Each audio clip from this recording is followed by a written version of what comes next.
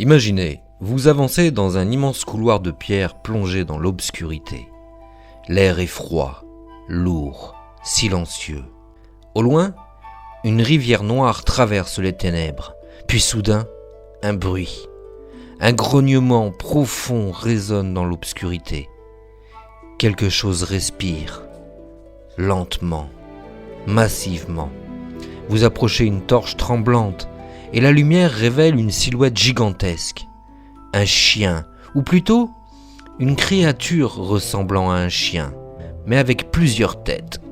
Des crocs immenses, des yeux rouges brillants dans les ténèbres, des chaînes traînant sur le sol de pierre. Et derrière lui, les portes de l'enfer. Depuis des milliers d'années, une créature garde le royaume des morts. Un gardien monstrueux, chargé d'empêcher les vivants d'entrer, et surtout, les morts d'en sortir. C'est le Cerbère. Je suis l'écrivain Laurent Dins, et vous pouvez découvrir ma saga en cliquant sur le lien qui se trouve dans la description du podcast. Dans les mythologies anciennes, le monde des morts est un lieu sacré, un territoire séparé du monde des vivants. Et dans presque toutes les civilisations, une peur revient constamment. Et si les morts revenaient ? Les anciens imaginaient donc des frontières, des portes, des rivières, des royaumes souterrains. Mais une frontière n'a de valeur que si quelqu'un la protège.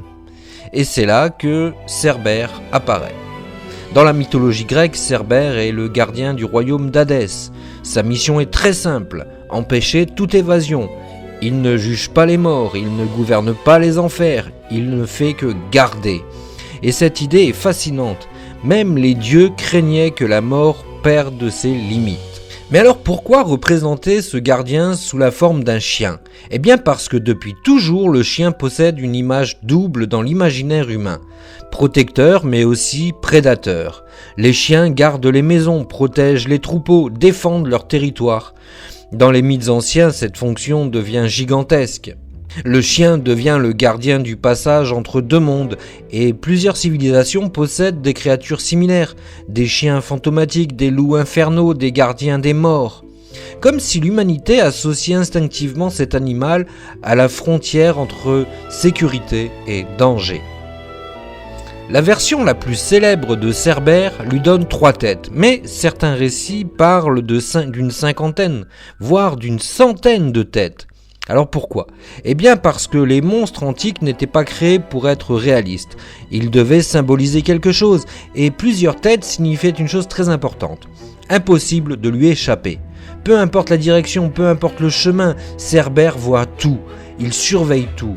Dans certaines interprétations, ces 3 têtes représentaient même le passé, le présent et le futur. Comme si le gardien des enfers surveillait le temps lui-même. Dans les légendes grecques, très peu de héros affrontent Cerbère. Et cela montre à quel point cette créature était redoutée. Le plus célèbre est Héraclès. Lors de ses 12 travaux, il doit descendre aux enfers et ramener Cerbère vivant. Imaginez la scène. Un homme pénétrant dans le royaume des morts pour affronter le gardien ultime.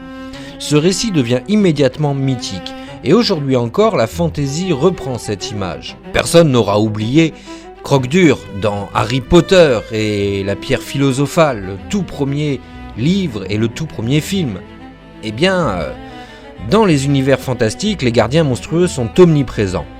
Gardiens de portail, protecteurs du royaume ancien, monstres liés aux ténèbres, et Cerbère reste une inspiration majeure, parce qu'il représente quelque chose de fondamental dans la fantaisie. La frontière interdite, le lieu que l'on ne devrait jamais franchir. Cerbère touche à une peur profondément humaine, ce qu'il y a après la mort. Mais contrairement à d'autres monstres, Cerbère n'est pas chaotique, il ne détruit pas le monde, il maintient un ordre, et c'est précisément ce qui le rend si étrange. Il est monstrueux, mais il est nécessaire. Sans lui, les frontières disparaissent, les morts reviennent, le chaos commence. Cerbère devient alors plus qu'un monstre. Il devient le gardien d'un équilibre fragile entre la vie et l'au-delà. Le moment est venu. Imaginez une dernière fois. Un immense portail de pierre perdu dans les profondeurs du monde.